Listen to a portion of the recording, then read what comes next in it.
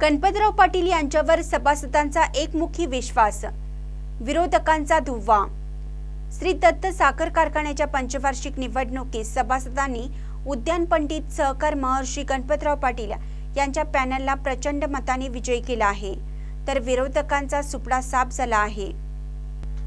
संवाद दौऱ्यामध्ये शेतकरी सभासदांनी विचारलेल्या प्रश्नांना आणि सांगितलेल्या अडीअडचणींची त्या कशा पद्धतीने आपल्याला सोडवण्यात येतील या पटवून दिल्या, तर विरोधी गटाला सर्व जागांवर आपले उमेदवार उभे करता आले नाहीत।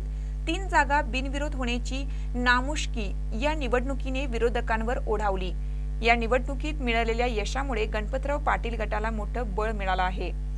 गत लोकसभेत प्रचारामध्ये घेतलेली आघाडी आणि आता झालेला संवाद दौरा याचा फायदा निश्चितच गणपतराव पाटील यांना आगामी निवडणुकीत ऊर्जा देणारा ठरणार आहे।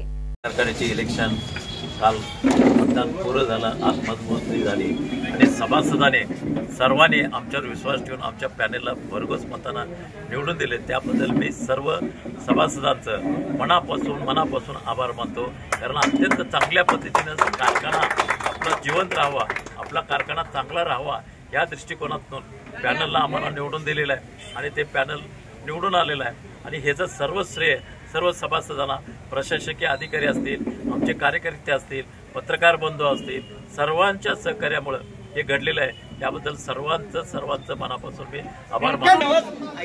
यानंतर देखील सभासदांचं हिताचं काम करण्याची दृष्टी ठेवून आमचं सर्व संचालक बोर्ड अत्यंत सक्षमपणे पारदर्शकपणे काम करण्याची दृष्टी ठेवून जाणार आहे आणि त्यामुळे सभासदांना एक वेगळ्या पद्धतीची जे काही आमच्यावर विश्वास ठेवला आहे त्या विश्वासाला पात्र राहून आम्ही काम करू, एवढंच या ठिकाणी सांगतो। पुन्हा एकदा सर्व सभासदांचं, सर्व कार्यकर्त्यांचं, पत्रकार बंधूंचं, प्रशासकीय अधिकाऱ्यांचं आणि आमच्या कारखान्यातील सर्व जे काही सेवक असतील त्या सर्वांचं मनापासून मी आभार मानतो। महानकर न्यूजसाठी महेश पवार, शिरोळ।